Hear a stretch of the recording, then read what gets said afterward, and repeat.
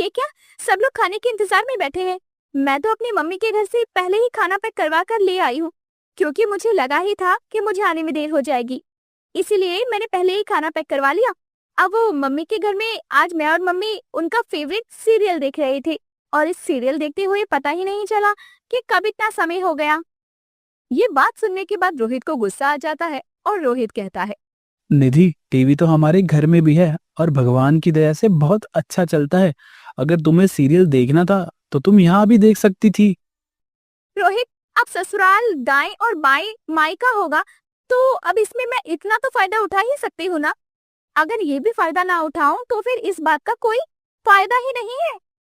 इस घर में भी मेरी माँ है जो कि तुम्हारी सास है। तुम भी इन्हें अपनी माँ मानकर उनके साथ बैठकर भी सीरियल देख सकती थी, लेकिन इस घर के लोगों को कभी तुमने अपना माना ही नहीं। जब देखो तुम अपने मायके में ही रहती हो। हाँ बहू, यह बात गलत है। या तो तुम अपने माँ के यहाँ से खाना बनवा कर ले आती हो या फिर देर से आकर खाना बनाती हो।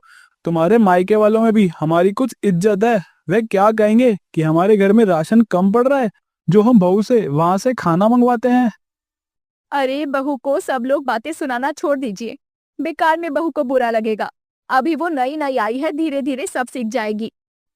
नहीं माँ, पॉज बहुत हो गया। इतने दिनों से हम यही सोच रहे थे कि निधि खुद ब खुद धीरे धीरे सब सीख जाएगी, लेकिन अब महीना हो गया है, लेकिन निधि की हरकतें नहीं सुधर रही। रोहित, तुम ठीक कह रहे थे। जो बात तुमने मुझे कल रात बताई थी वह बिल्कुल ठीक थी।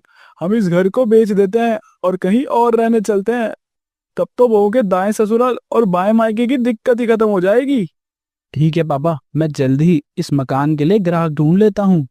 बहू बुरा मत मानना, पर तुम्हें देर से आते देखकर मैंने खाना बना लिया। हम सबने खाना खा लिया है, तुम्हारा जो मन करे तुम बनाकर खा लो।